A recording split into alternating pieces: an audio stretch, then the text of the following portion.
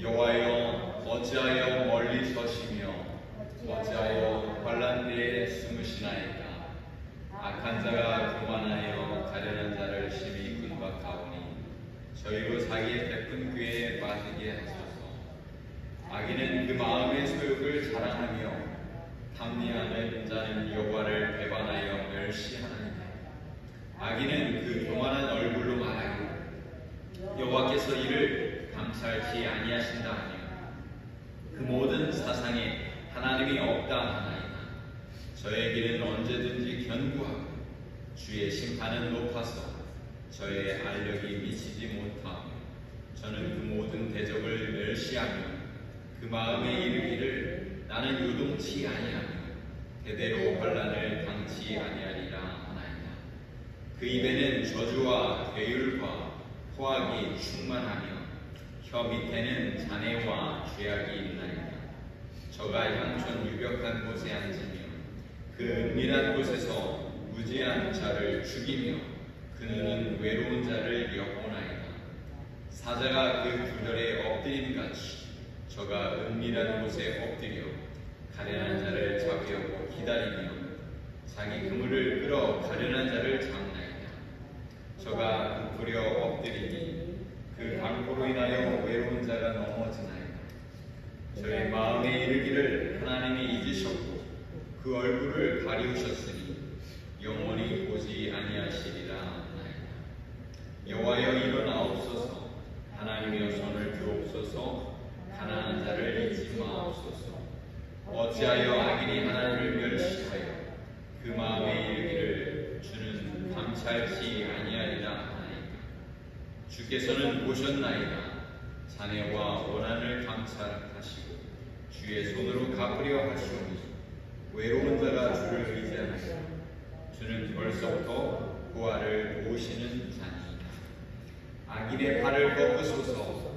악한 자의 악을 엎기까지 찾으소서. 여호와께서는 영원토록 왕이시니 열방이 주의 땅에서 멸망하였나이다. 여호와여 주는 겸손한 자의 소원을 들으셨으니 저희 마음을 예비하시며 귀를 기울여 들으시고 부하와 압박당하는 자를 위하여 심판하사 세상에 속한 자로 다시는 위협지 못하게 하시리이다. 아멘. 할렐루야. 우리 하나님께서 오늘 복된 날을 주셨습니다. 오늘도 하나님의 말씀을 통해서 깨닫는 은혜가 있기를 간절히 소원합니다. 오늘은 악한 세상 속에서 믿음으로 살게 하소서. 악한 세상 속에서 믿음으로 살게 하소서라는 제목으로 말씀을 나누길 원합니다. 우리 함께 따라하겠습니다. 악한 세상 속에서 믿음으로 살게 하소서. 믿음으로 살게 하소서. 아멘. 시편 10장은 학자들에 의하면 원래 시편 9편과 10장이 같이 하나로 연결된 시편이라고 이야기도 합니다. 오늘 말씀은 다윗의 시편으로 하나님께서 악한 세상 속에서 믿음의 성도들이 어떻게 살 것인가에 대해서 우리에게 교훈을 주시는 말씀이라고 우리는 이해할 수 있고요. 또 다윗이 어떻게 이 악한 세상 속에서 살아가야 될지 하나님 앞에 탄원하는 그런 탄원시라고 볼 수 있습니다. 오늘 본문은 하나님을 부르짖는 그런 시인의 목소리로부터 시작합니다. 1절에 보면 여호와여 어찌하여 멀리 서시며 어찌하여 환난 때에 숨으시나이까. 이 악한 세상 속에서 왜 하나님은 그냥 가만히 지켜만 보고 계시나요? 왜 말씀하고 계시지 않나요?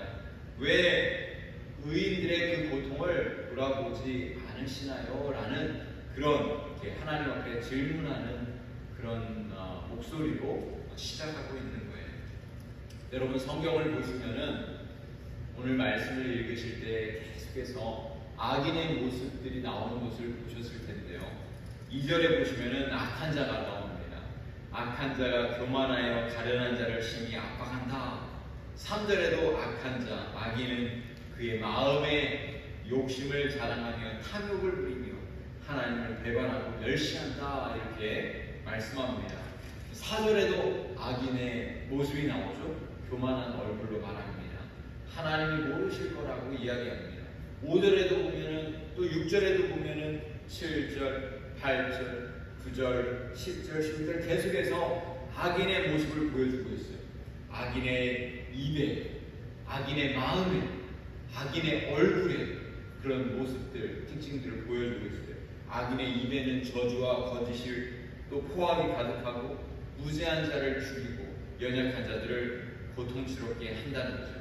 이런 상황 속에서 하나님의 백성들, 하나님의 자녀들, 믿음의 성도들은 어떻게 살아야 할 것이냐, 이거를 오늘 말씀해 주고 있습니다. 여러분, 우리가 TV를 켜거나 인터넷을 보더라도 전 세계 곳곳에서 수없이 많은 악한 일들이 지금도 일어나고 있다는 거예요.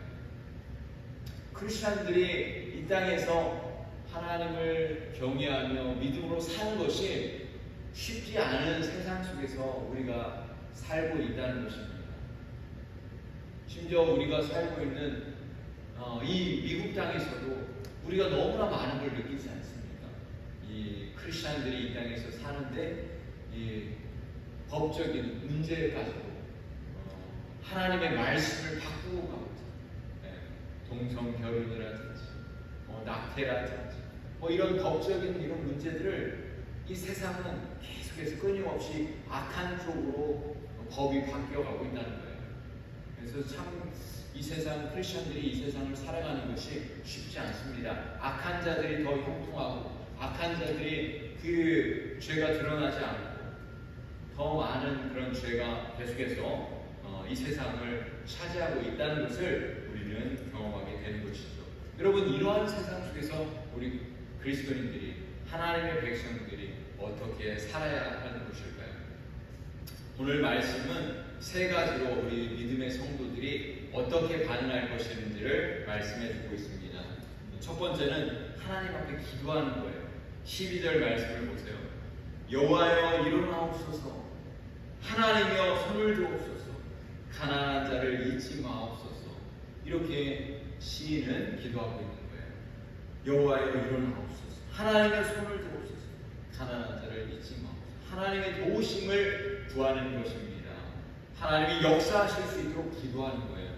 하나님의 자녀들이 이 악한 세상 속에서 승리할 수 있도록 하나님이 우리에게 지혜를 주시고 능력을 주시고 또 힘을 주실 수 있도록 기도하는 것입니다. 여러분, 가장 지혜로운 사람은 어떤 사람이라고 했어요? 하나님께 피하는 자가 가장 지혜로운 사람이라고 시편은 계속해서 말씀하고 있어요. 복 있는 사람은 하나님의 말씀을 주야로 묵상하는 자라고 이 시편 1편은 말씀하고 있는 것이죠. 하나님의 은혜를 구하고 하나님의 도우심을 구하는 것, 하나님께 피하는 것, 이것이 바로 우리 크리스천들이 해야 할 일입니다. 두 번째는 하나님이 다 보고 계신다는 것을 우리는 신뢰해야 합니다. 하나님이 보고 계신다, 하나님이 우리를 감찰하신다, 이것을 우리는 기억해야 할 줄 믿습니다. 14절 보세요. 주께서는 보셨나이다. 자네와 원한을 감찰하시고 주의 손으로 갚으려 하시오니 외로운 자가 주를 의지하나이다. 주는 벌써부터 고아를 도우시는 자니이다. 주께서 다 보고 계십니다. 여러분, 우리 하나님이 다 알고 계십니다. 우리 크리스천들이 이 땅에서 믿음으로 승리하는 것은 하나님이 우리의 모습을, 우리의 모든 상황들을 다 감찰하시고 알고 계시고 언젠가는 반드시 심판하신다는 것을 우리가 믿고 있으면 우리는 이 땅에서 믿음으로 승리할 수 있는 것입니다. 여러분, 우리 하나님이 오늘도 우리 가운데 함께 하심을 여러분 믿으시죠? 여러분의 상황들을, 여러분의 힘들고 어려운 상황들, 여러분의 아픔과 상처와 또 여러분의 모든 기도의 제목들을 우리 하나님은 다 보고 계시고 알고 계십니다.